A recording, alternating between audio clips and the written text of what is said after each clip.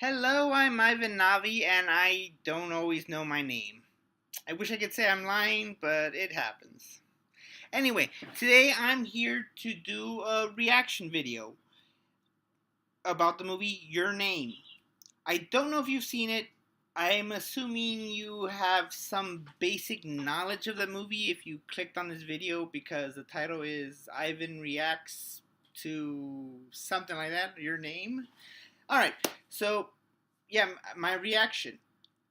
I'm gonna try not to spoil it in case you haven't seen it, but yeah, I'm kind of gonna spoil it. The movie starts off as a story about a boy and a girl who happen to have swapped bodies, like you do. They begin at first they think it's, oh, this is a weird dream. I'll just go along with it. Then they wake up and in their own bodies and realize, what the hell? I just lost the entire day. Why are all my friends and family telling me I acted weird yesterday? They find notes from each other and sort of start a conversation. That, okay, we're switching bodies. That's happening. So don't screw up my life. Here's a few details.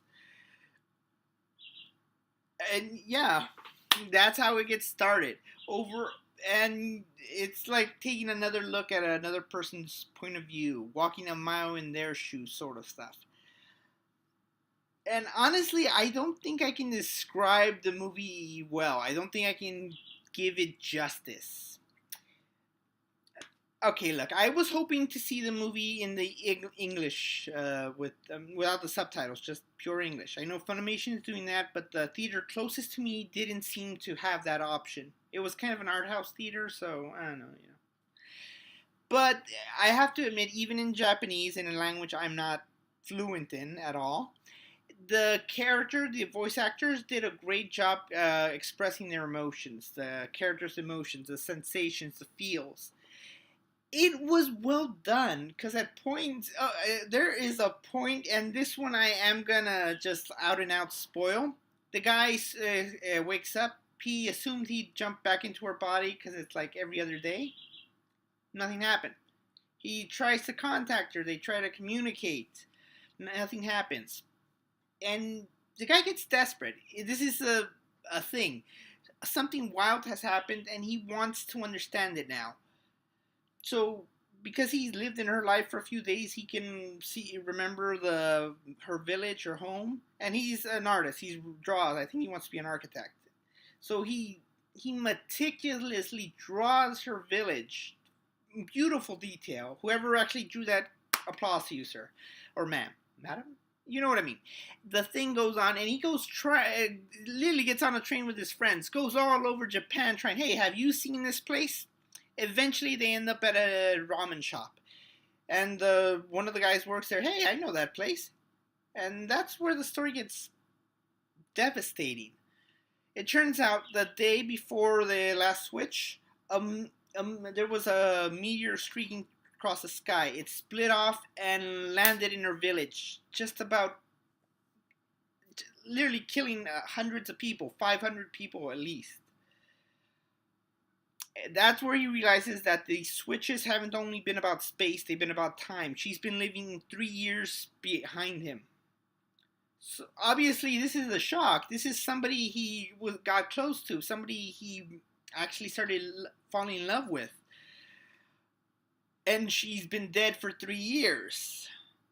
So, out of desperation, out of just trying to save her, he goes back to the village, finds a link to her, and he manages to get the link started again, and they switch places again.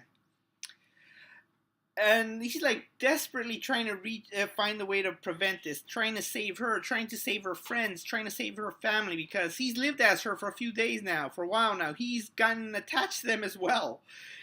And then this beautiful moment that happens, in between moment. I don't know how they're gonna say it in English, but they said it I can't remember the word in Japanese. I think it basically means in between. There is some sort of concept in this in Western mythology with fairies and thresholds, so it actually kind of works either way. Its basic idea is sometimes during in between things, between the hour of twilight, some things happen. The story is that you might see weird creatures. So as the night setting in that hour of twilight, something happens. Both times sync up. She woke up in his body at her home and saw the devastation. He's trying to find some way to stop this, and they cross paths one the twilight. And they get to talk to each other face by face. And he's about to confess, and they say, write something on your hand so you can remember me, because they've been starting to forget these things. And then the twilight ends. And they couldn't say, they couldn't even finish writing down. So now she knows, oh crap, a meteor's gonna kill everyone I know. And he's like, oh crap, I didn't finish telling you everything I wanted to tell you. And it's just like, it actually brought tears to my eyes watching it. I want to say I was a lone case or something. No, I heard people audibly sobbing during that moment. It's like, oh my god. So it's a very love oriented at that part, but you believe it. They've lived each other's lives, so they know each other, and it gets emotional. So again, that's Waterworks straight up again. Anyway, that's happening. A lot of stuff happening. She's trying to tell her father, the mayor, evacuate the city or we're all gonna die. And obviously, she looks like she looks a little crazy, but apparently, this thing's happened in their family before. And they don't out and out say it, but I think her father recognizes the same thing happening from her time when her mother did it. So yeah, that's something. And it's wild. We go back to the guy's point of view, and things have changed. He's looking through the files as best as he can remember with news stories about everything. A miracle happened. There were strange events happened, and the city suddenly had an emergency drill just before it happened. So she survived. The village is a mess, but there was like 14 injuries and no fatalities. That is tremendous considering a freaking ball of fire landed and could have killed them all. And the thing is, he starts to forget. He doesn't remember this adventure. He doesn't remember why he went to there in the first place. But had some peace. And it's sad, but you accept it. They're alive. So we go 7 years into the future. He's out of school. He's trying to find a job. Not having the best of luck. And then he's just like having coffee, going over his notes, seeing what to do. When is his next interview? And he overhears two voices. He looks over, and they're two familiar faces to us.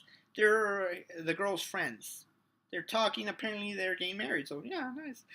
You can tell he kind of recognizes them, but can't pinpoint them. So he just goes on to his life. And then we get a bunch of series of flashes. Other characters we saw in the village, we see them elsewhere. We see them now living in Tokyo. The little girl is living over here. She's in high school now. Everybody seems to be doing well. And you think, oh, are we gonna get to see her? And then he sees her. Their trains are passing by, and they both spot each other. They get off as quickly as they can and run towards each other, trying to find each other across the city. Eventually, they find themselves on the staircase, and they start walking up each other, and they don't say anything. You think, what's gonna happen? And then they stop, and he turns and said, "Do I know you?" And she turns around, and she's crying, and she says, "I think so too." Like, they recognize each other. Even though they forgot, they recognize each other. Which is actually a very nice moment, because at that point, you want them to get together. After all this crazy stuff, you want them to get together. Alright, so what can I say about Your Name? I don't know if it's still in theaters when you're watching this, but if you can see it, go see it. It's actually a beautiful movie. It's been gaining a lot of great buzz, and it deserves it all. It's a very touching movie, and honestly, I'm going to buy it when it comes out on DVD. I want to hear the Funimation dub about it. If you want to wait, they'll probably have it out in a couple of months. But yeah, go watch Your Name. It's a great movie. It's very touching. The story is well done. It's good. The time travel is never truly explained. There's some hints and suggestions about it, but it's kind of this mystical force that happens every once in a while. You can find your own meaning into it, but the point is, it works for it. You don't head scratching. You don't try to figure it out. The way it's presented, you accept it, and it's just a part of the story. So yeah, that's my reaction to Your Name. Go watch it. It's a good movie. You're gonna love it.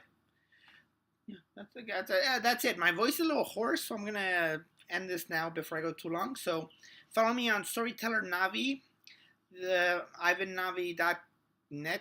I might change my org. Just my links are down below. If you need to search for me, go down there. Thank you for watching, and I do hope you watch Your Name because it honestly is a good movie, and I think you'll enjoy it. So thanks for watching, and have a good day.